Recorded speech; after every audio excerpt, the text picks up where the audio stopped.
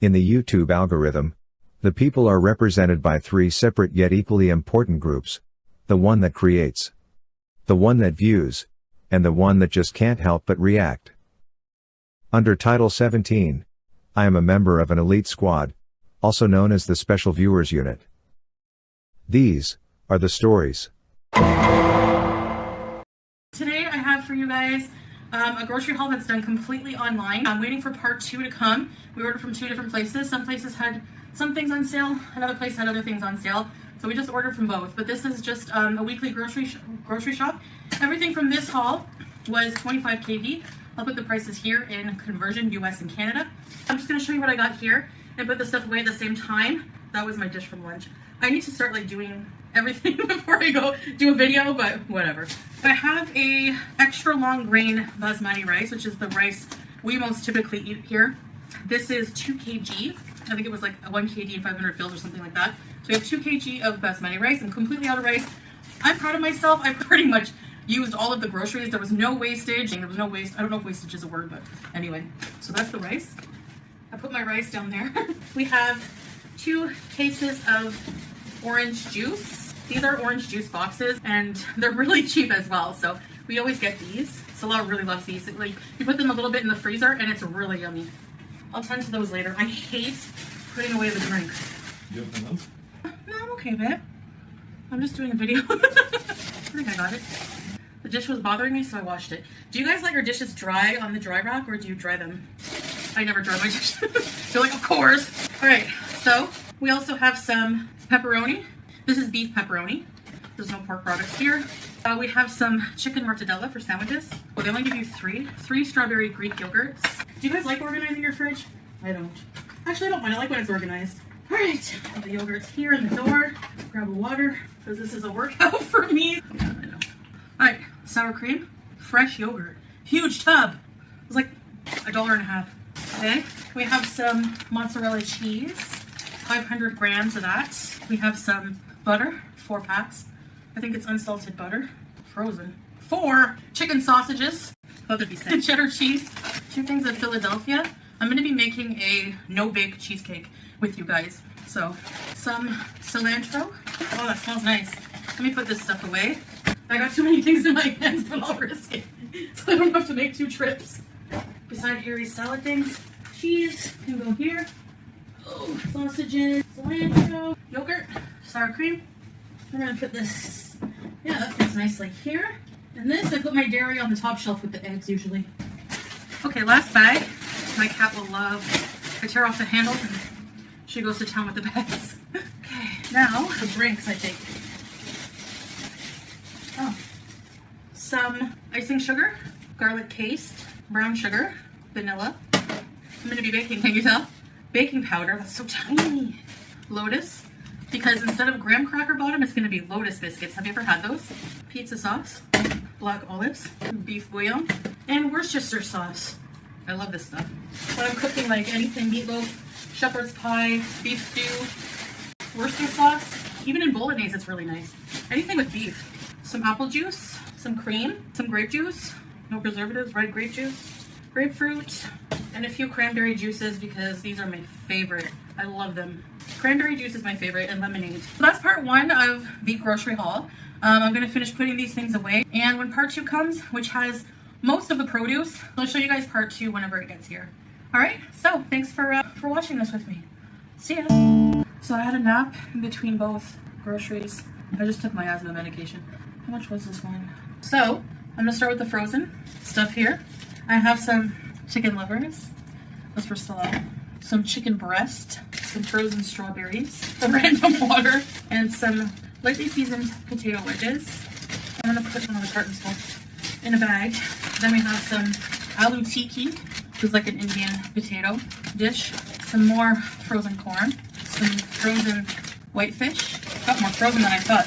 Some super spirals. We have a lot of French fries, and I like these. So these are vegetables of the day, and another random water. So every bag they put a water inside.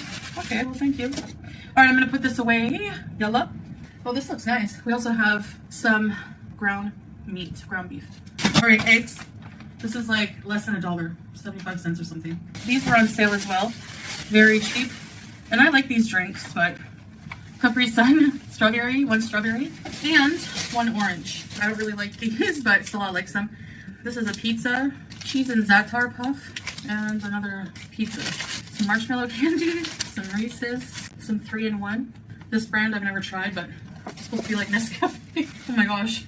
And saffron. Look at the little bottle of saffron. We have some 7 spices, baking paper, parchment paper. Put that here. Whoa, that's a lot. Yeast. Yeah, yeast. And butter chicken paste. You add like your cream and stuff separate, but there's all the spices in there already. So we have some labin. We have some microwavable dishes. Flour, 2 kgs, and some hot dog buns. It's like they knew I would need this water. Lettuce, all 2 kilos of most of the things here. 2 kilos of limes. Everything was 75 cents per kilo. Potatoes, we got 4 of those because we share. Red onions, whole bag of cucumbers, bag of eggplants, bag of tomatoes, 2 kilos of carrots. I'm gonna have to find a place for this in the fridge after. All right, well, that's about it for this. So I'm gonna try to find somewhere to put these vegetables, most of them in the fridge, or put them away. That's it for the haul. The grand total was, and I really hope you enjoyed this video. And as much as I didn't enjoy making it. All right, guys, I'll see you in the next one. Bye. This is not delivery, and it's not Delisio either. It's Beezeroni pepperoni. It's if I lean my head back, you can't really see me. Anyway, you don't need to see me. So, this is homemade pizza. Yeah. Everything from scratch. Well, not the cheese and pepperoni, but I made, and not the sauce, I made the pizza dough with flour, yeast, sugar, olive oil, salt, some water. Wow, it's perfectly done. Look at that in the middle. I have an eye for this. I can cook, I tell you. I never took any classes. It's like a little crispy, but soft in the center. How am I going to cut this? There's a pepperoni in the middle of where I want to cut. If I cut weird shapes, it's going to... Okay, I'm just going to eat it like a moon. Oh, here we go. I made Salah a pepperoni. This is pepperoni and black olive. So he's enjoying that to himself. Ow, ow. It's right out of the oven. Like, I was waiting. I was standing there going, is it ready yet? Anyway. So, it's Halloween, you know.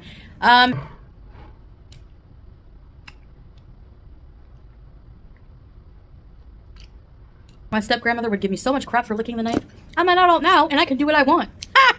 Capri Sun. There. The straws were always a pain on these things. There is so much satisfaction out of making your own.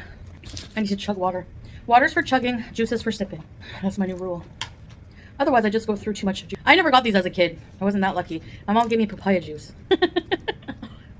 Wow, look at that. Ow, ow, ow. Still too hot. Ow, ow. I need to eat it. Beauty bite. And I have ketchup to do it because I don't have ranch.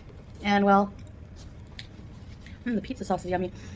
So I put some pizza sauce and then I put some Parmesan cheese and then some mozzarella. I mixed, his was like a mixed cheese pizza. Just 2 cheese. Cheese is too expensive these days. I'm going to cut it even smaller. That's his favorite. Yum. I made this. I made this.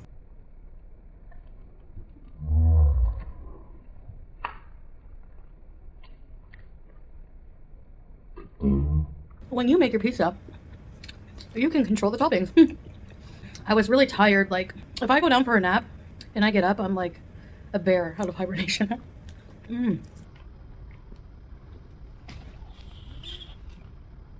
Oh. Sorry. Gotta calm down. I thought I would retell one of my favorite ghost stories. I think it's from an old Unsolved Mysteries episode. Now, I think I told this, I'm not sure, but hey, we gotta face the facts here. I'm at a point where some of my life is gonna be reruns, honey. There's a couple, retired, elderly couple, from the Texas area, I believe.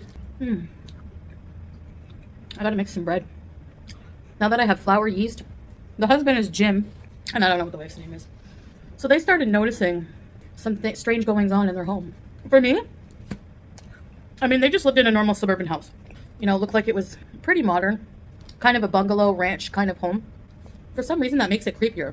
There's something creepy about suburbs for me. I don't know. Where all the houses look the same.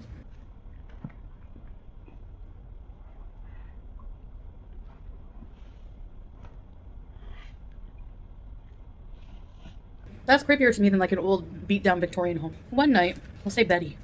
Betty got up to use the restroom in the middle of the night, as a lot of us do. And she was in the bathroom and she was, looking in the vanity mirror.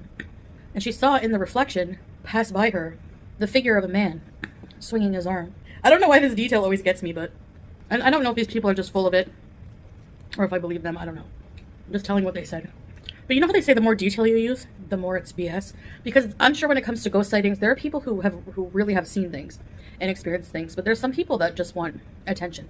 And you never know, you can't prove it, So she sees this figure and it's kind of startles her, but she thinks it must be my husband, so she looks out the door frame to the bathroom in the dark and says, "Jam, is that you, Jam?"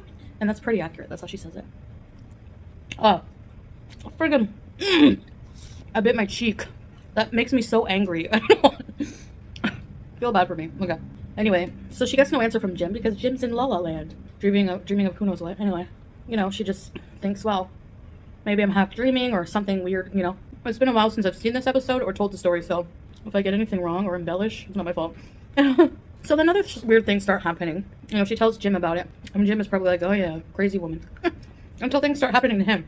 One day, on a peaceful afternoon, Jim hears his electric drill going off upstairs. He had been working on something in the home and he left it in the hallway upstairs and he heard the drill going off. So he thought, well, maybe an electrical shortage or something weird. Who knows? Immediately when I hear things going off that shouldn't, I think demon right away. Like when I was a kid, well, yeah, I was younger, maybe 11 or 12. My baby sister had a Barney doll that talked, like, "You're super duper." Anyway, it used to go off by itself. Demon. He goes upstairs. You can guess what happens. Write it in the comments. It's almost too cliche. The drill wasn't plugged in. Boring. I hope that's not true, because what kind of afterlife would you want to live where you have to think, how am I going to get someone's attention today? Oh, I'll manipulate the drill. Let me change the channel while they're watching Days of Our Lives. He goes upstairs to check it out, and meanwhile the wife is downstairs going, "Jam! Jam! What's the matter, Jam?" No, she's not really, but I made that up. Anyway, so things like that are happening. One day she was in the kitchen doing dishes, and she felt 2 sharp tugs on her sweater. And she turned around and she says, no. And she turned around and was like, "Jam?" Imagine she turned around and the ghost was like, "You want me to dry?" That would be awesome. But no, the ghost is just being a nuisance. He's beezing, not offering to dry the dishes. So, but what really spooked Jim had this.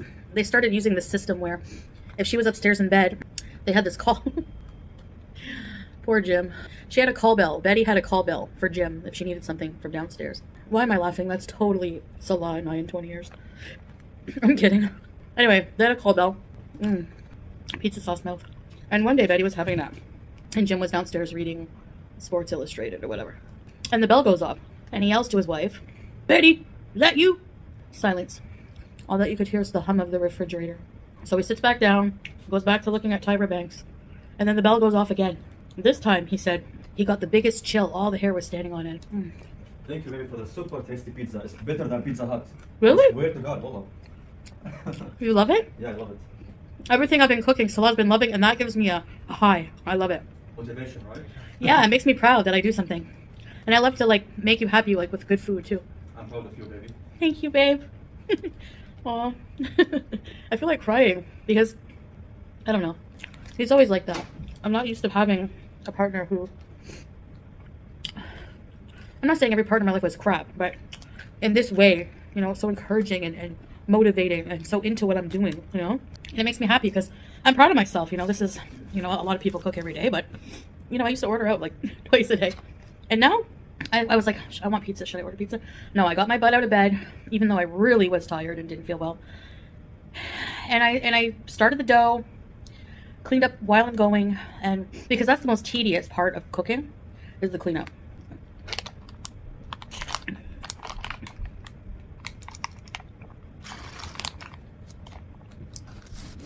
I'm kind of full. I'll save it. I like cold pizza. So anyway, to finish the story.